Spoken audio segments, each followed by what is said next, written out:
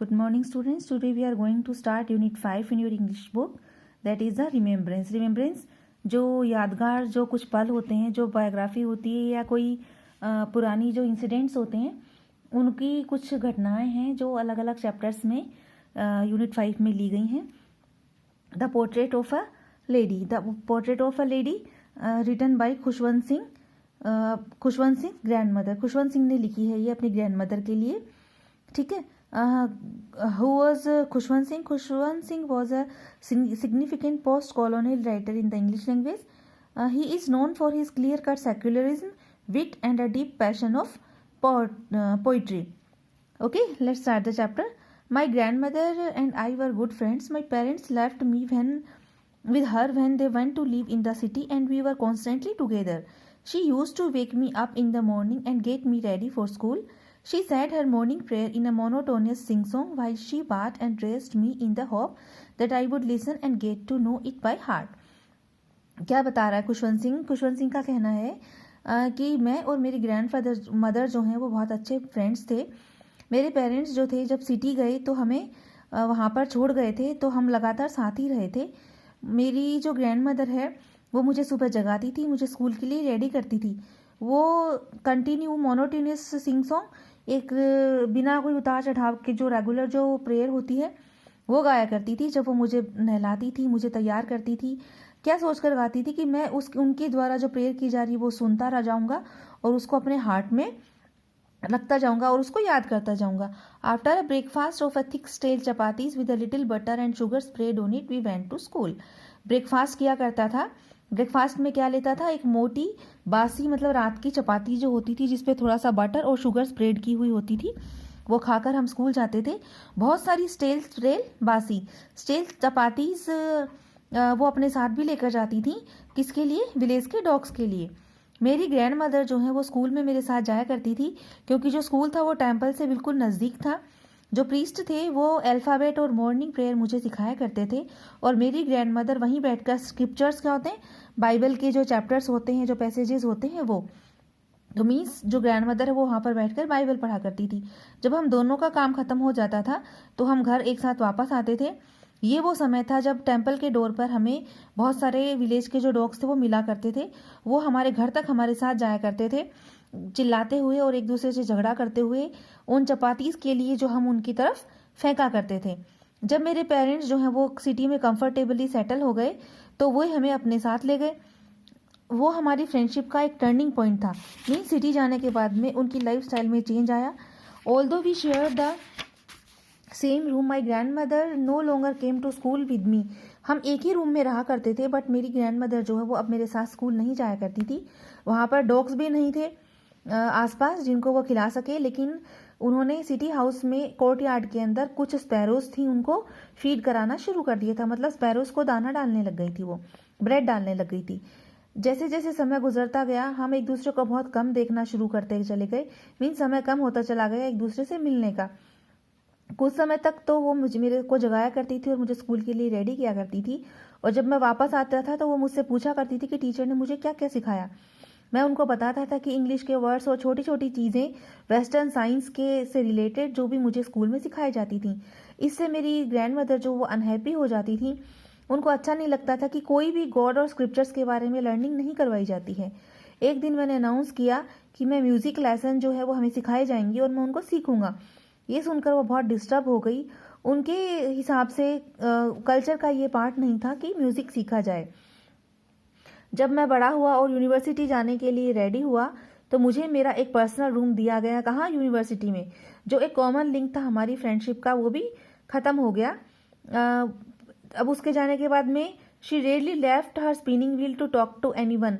किसी से भी बात बहुत कम करती थी और अपना जो वो व्हील स्पिन करती रहती थी उसी में लगी रहती थी. सनराइज से सनसेट तक वो व्हील के पास स्पिनिंग करती रहती और प्रेयर जो है वो डिसाइड करती रहती थी. केवल आफ्टरनून में वो थोड़ा सा रिलैक्स करती थी. कब? जब वो स्पैरोज को फीड कराने के लिए उठती थी. It use to be the happiest half hour of the day of her. उनकी लाइफ का, उनके पूरे दिन का जो आधा घंटा सबसे अच्छा यही हुआ करता था. जब मैंने अपनी आगे की स्टडीज़ करने के लिए अब्रोड जाने का डिसाइड किया तो मुझे श्योर था कि ग्रैंड मदर जो वो अपसेट होंगी, और मैं जा भी कितने 5 ईयर्स के लिए रहा था. तो उनकी जो एज थी उसमें वो कभी भी अलाउ नहीं करती, बट मेरी ग्रैंड मदर ने ऐसा किया। वो बहुत सेंटिमेंटल नहीं हुई, वो मेरे साथ मुझे रेलवे स्टेशन ड्रॉप करने के लिए आई, लेकिन उन्होंने अपने कोई भी इमोशंस जो हैं वो जाहिर नहीं किए।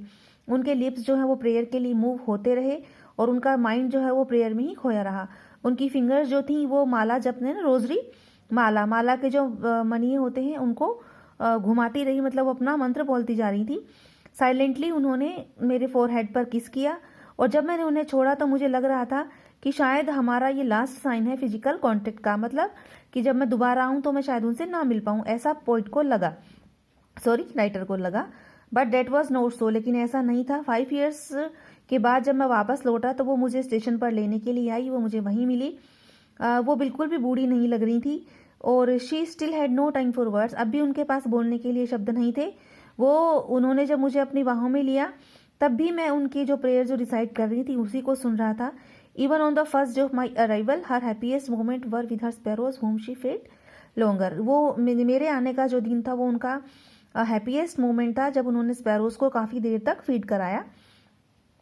In the evening A change came over हर, शाम के समय एक उनमें चेंज नजर आया। उन्होंने उस दिन प्रे नहीं की, उन्होंने नेबरहुड की जितनी भी वुमेन्स थी उनको कलेक्ट किया, एक ओल्ड ड्रम लिया और गाना गाना शुरू कर दिया।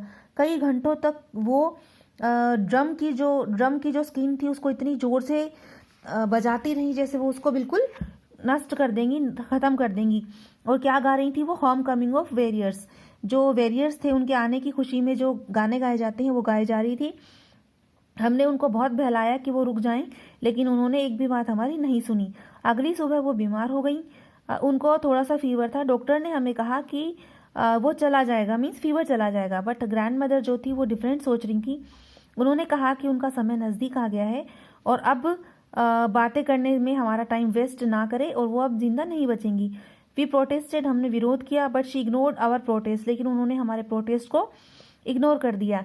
वो चुपचाप शांति से अपने बेड पर लेटी रही और प्रे करती रही अपनी बीड्स पर, मीन्स वो अपनी रोजरी की बीड्स जो है उनके घुमाती रही। हमको कुछ सस्पेक्ट होता, हम कुछ सोचते, उससे पहले ही उसके लिप्स जो है वो मूव करना बंद हो गए और उनकी जो रोजरी थी वो उनके लाइफलेस फिंगर्स से नीचे छूटकर गिर गई और हम समझ गए थे कि वो अब मर चुकी हैं। We lifted her off the bed and laid her on the ground, हमने उन्हें बेड से नीचे लेटाया ग्राउंड पर। कुछ घंटों की प्रेयर के बाद में हमने उन्हें थोड़ी देर अकेला छोड़ दिया, मीन्स उनकी डेड बॉडी को, जिससे वो फिनरल का अरेंजमेंट हम कर सकें। इवनिंग में जब हम उनको लेने के लिए गए, स्ट्रेचर पर लेटाने के लिए, उनका अंतिम संस्कार करने के लिए, सन जो था वो सेट होने का समय हो रहा था और जो वरांडा था उसमें सनसेट के समय जो गोल्डन लाइट आती है वो आ रही थी।